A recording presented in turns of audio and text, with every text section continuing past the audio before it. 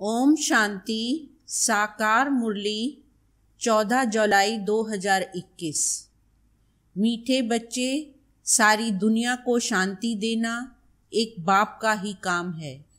इसलिए कहते हैं हे शांति देवा, तो प्राइज भी बाप को मिलनी चाहिए। प्रश्न: कौन से बच्चे बाप को पूरा पूरा फॉलो कर सकते हैं?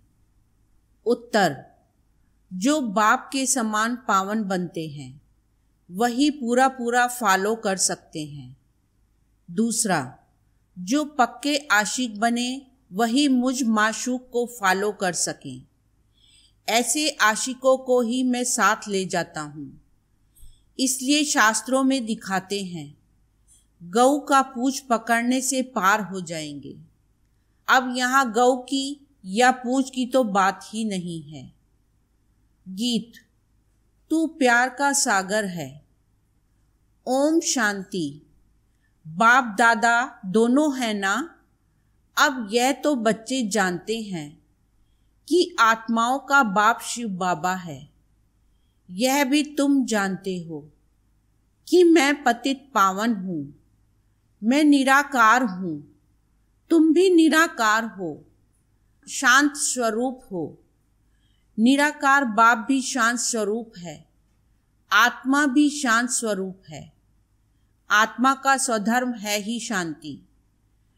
तुम्हारा निवास स्थान है शांति धाम। जब यज्ञ आदि रचते हैं तो कहते हैं शांति देवा, क्योंकि शांति का सागर तो वह परमात्मा है। सारी दुनिया को शांति देने वाला वह बाप है। ऐसे बहुत हैं जिसको शांति के पीछे प्राइज मिलती है। कभी किसको प्राइज मिलती है तो कहेंगे यह शांति स्थापन करने के निमित्त बने हुए हैं। इसमें बड़ों बड़ों के नाम लेते हैं। अब शांति तो चाहिए सारी दुनिया में, नहीं तो अशांत में रहने वाले औरों को भी अशांत करेंगे। यह है ही रावण राज्य। रावण दुश्मन है ना? राम को दुश्मन नहीं कहेंगे। राम की कभी एफिजी नहीं जलाएंगे, ना त्रेता वाले राम की, ना परम पिता परमात्मा की। राम राज्य तो सब चाहते हैं, परंतु राम राज्य किसको कहा जाता है यह भी कोई नहीं जानते। सिर्फ कहते हैं नई दुनिया हो, नई दिल्ली में राम राज्य हो। नई दिल्ली कहते हैं, नाम तो बहुत रखे जाते हैं। दिल्ली सबकी कैपिटल रहती है। दिल्ली ही परिस्थान था। राधे कृष्ण को भी वहाँ ही दिखाते हैं। ये दोनों ही मुख्य प्रिंस और प्रिंसेस हैं। सिर्फ दोनों नहीं हैं, जरूर और भी होंगे। 8 राजाई तो गाई जाती हैं। बुद्धि से काम लेना है। सतयुग में जरूर राजाई और भी होगी। यहाँ भी देखो कितनी राजाई है। वृद्धि होते होते ढेर हो जाते हैं। फलाने फलाने गांव का महाराजा। छोटे छोटे गांव भी बहुत है ना? सतयुग में इतने थोड़े ही थे। वहाँ तो लक्ष्मी नारायण का ही नाम बाला है।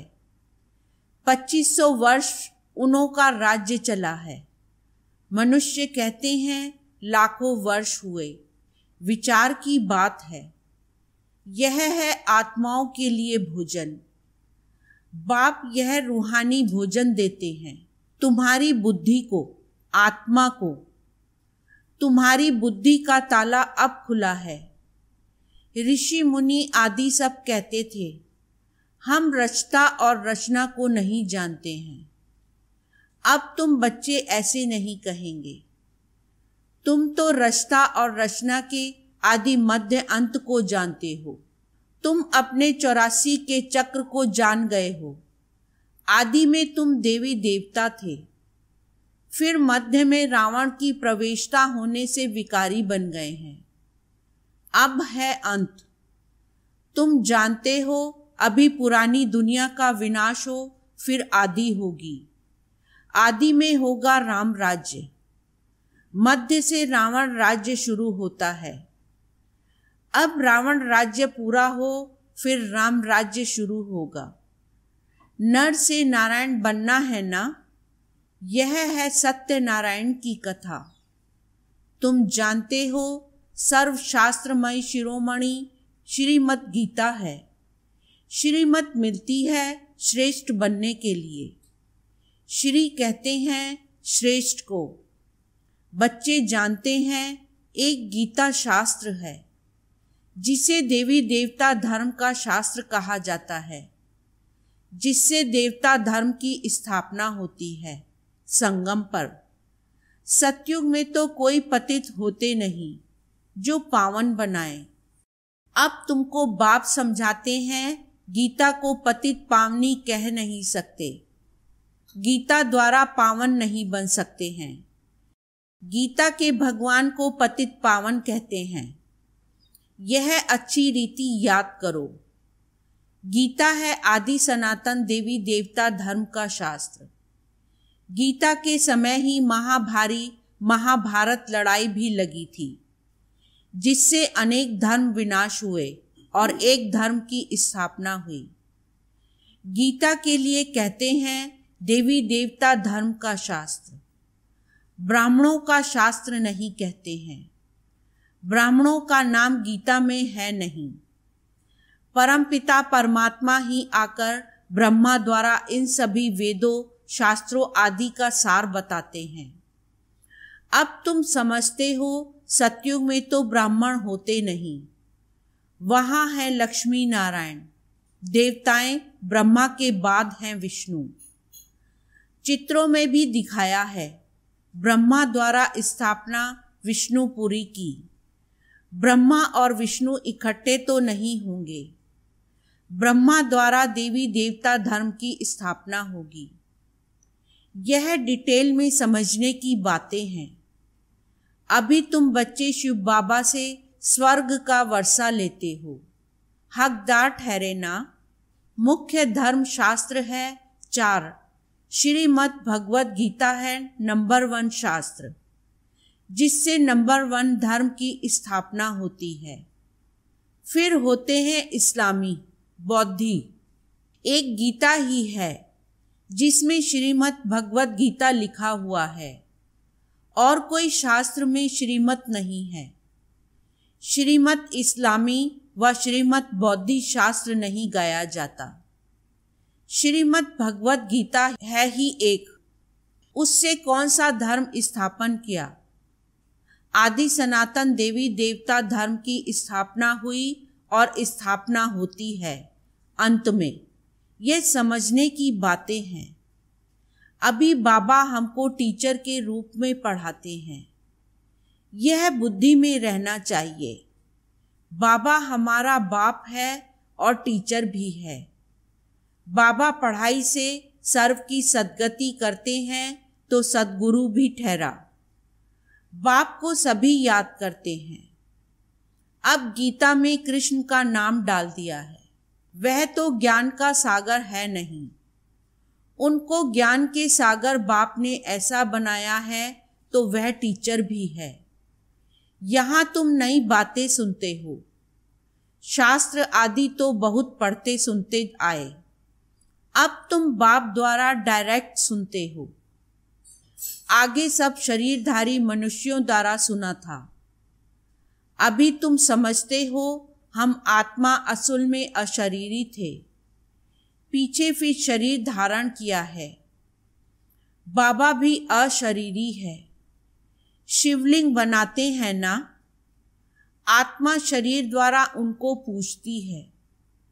पुकारते भी हैं, हे परम पिता परमात्मा, आकर हम पतितों को पावन बनाओ। लिंग की पूजा करते हैं, परंतु यह थोड़े ही समझते हैं कि यह पतित पावन बाप है जिसको हम पुकारते हैं। शिव भगवान है, ईश्वर है, बस ऐसे ही याद करते हैं। उनको बाबा कहें तो बुद्धि में आए कि बाबा से वर्षा मिलना चाहिए। हमको वर्षा मिला है तब हम पूजते हैं। भारतवासियों को वर्षा मिला जरूर है। कब मिला यह भूल गए हैं। अब तुम बच्चे समझते हो, बच्चे कहते हैं हम बाबा के पास आए हैं। शिव बाबा ब्रह्मा तन में आकर समझाते हैं। त्रिमूर्ति का नाम बाला है। त्रिमूर्ति मार्ग नाम भी रखा है। बाप की महिमा बहुत है। गीत में भी सुना प्यार का सागर है। सर्व का सद्गति दाता है। सर्व को सुख शांति देने वाला है। सर्व का दुख हरता सुख करता है। बहुत प्यारा है ना, उनसे प्यारी चीज कोई और होती नहीं। जो बाप स्वर्ग का मालिक बनाए वह जरूर प्यारा होगा ना। वह है बेहद का बाप।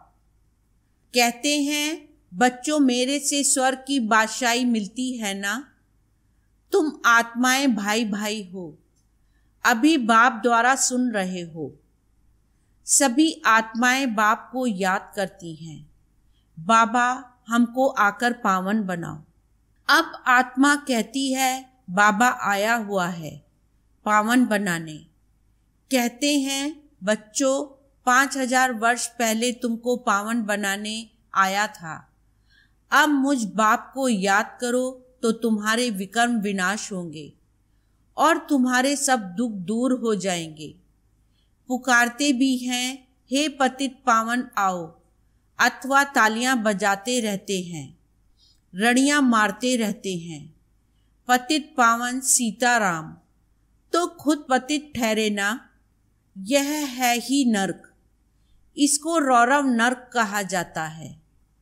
गरुड़ पुराण में तो रोचक बातें बहुत लिख दी हैं कि यह करने से यह बनेंगे, यह होगा। फिर कह देते गऊ का पूंछ पकड़ने से स्वर्ग में चले जाएंगे। ऐसा कुछ लिखा हुआ है। अब जानवर की तो बात नहीं। तुम गऊ माता हो ना। तुम्हारी पूंछ अथवा तुम्हारी पीठ जब तक कोई ना पकड़े तब तक रास्ता मिल ना सके। पूंछ तो है नहीं। कहते भी हैं तुम्हारी पूंछ पकड़कर तर जाएंगे। अब यहाँ पूंछ तो पकड़ना नहीं है, परंतु फॉलो करना है। सन्यासियों के फॉलोवर्स तो बहुत हैं, परंतु फॉलो करना अर्थात पवित्र बनना, तुम तो सच्चे सच्चे फॉलोवर्स हो। शिव बाबा कहते हैं मैं आया हूं तुम सबको वापस ले जाने। तुम मुझे याद करो तो तुम्हारे पाप भस्म हो जाएंगे। पावन बनने बिगर फॉलो कर नहीं सकेंगे। शिव बाबा को पूरा फॉलो करना है। तुम यहाँ बैठे हो फॉलो करने के लिए। भक्ति मार्ग में भी मुझे याद करते आए हो।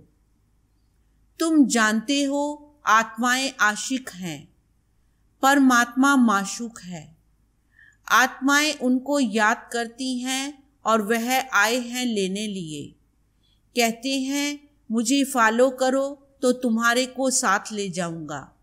कैसे फॉलो करो वह भी समझाते हैं। मैं हूं पावन, तुम हो पतित, तो जरूर पावन बनना पड़े, जरूर फॉलो करना पड़े। विकारी तो फॉलो कर ना सके।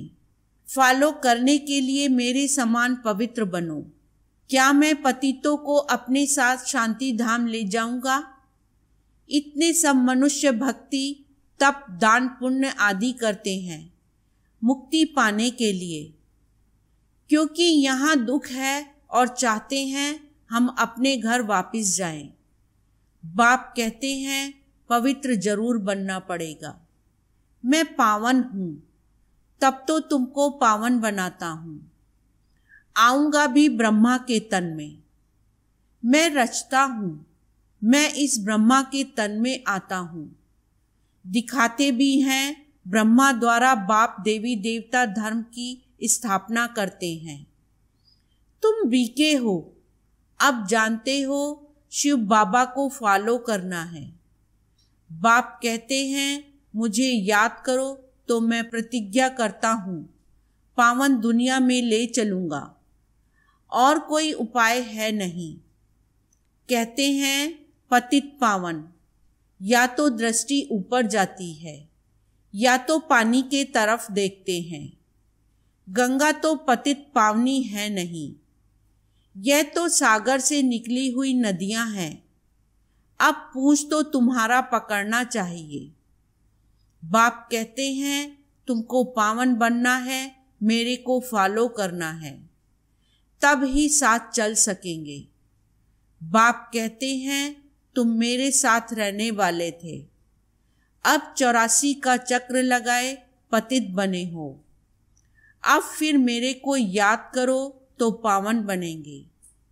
सन्यासी भी गृहस्थी को कहते हैं, फॉलो करना है तो घर बार छोड़ो।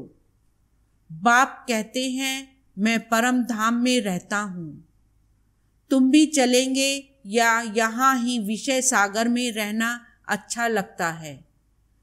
तुम तो पुकारते आए हो, हे पतित पावन आओ। अब बाप आए हैं, साथ ले जाते हैं। कल्प कल्प आकर तुमको साथ ले जाता हूँ। फिर सतयुग में तुम बहुत सुखी रहते हो। यह लक्ष्मी नारायण स्वर्ग के मालिक थे ना, इन्हों को इतना सुख देने वाला कौन? Heavenly God father. बाप याद दिलाते हैं, तुम हमारी जयंती मनाते हो।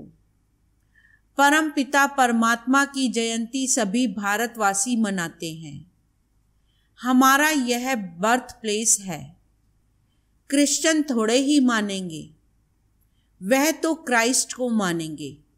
शिव जयंती भारतवासी मनाते हैं।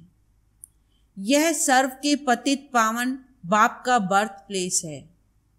बाप सबको सुख देने वाला है, सर्व को लिबरेट करने वाला है, तो भारत कितना ऊंच है।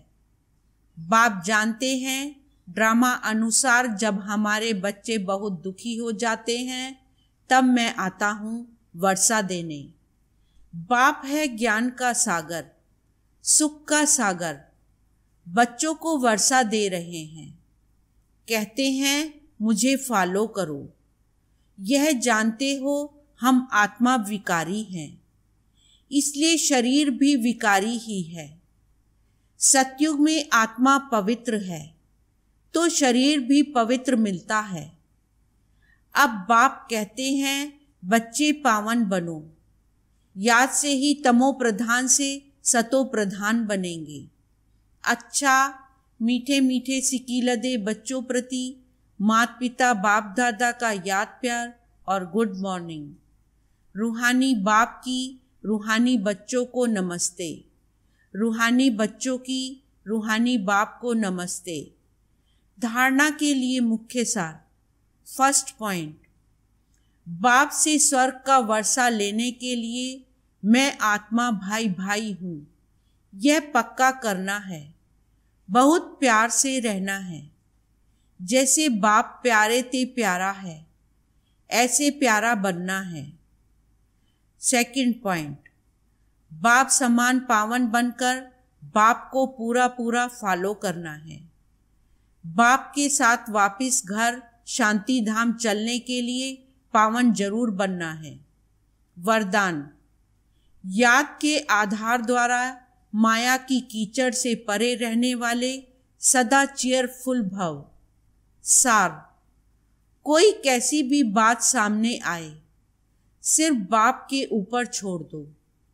जिगर से कहो बाबा तो बात खत्म हो जाएगी। यह बाबा शब्द दिल से कहना ही जादू है। माया पहले पहले बाप को ही भुलाती है, इसलिए सिर्फ इस बात पर अटेंशन दो तो कमल पुष्प के समान अपने को अनुभव करेंगे। याद के आधार पर माया के समस्याओं की कीचड़ से सदा परे रहेंगे। कभी किसी भी बात में हलचल में नहीं आएंगे। सदा एक ही मूड होगी, चीयरफुल। स्लोगन, पवित्रता की धारणा व धर्म को जीवन में लाने वाले ही महान आत्मा हैं। ओम शांति।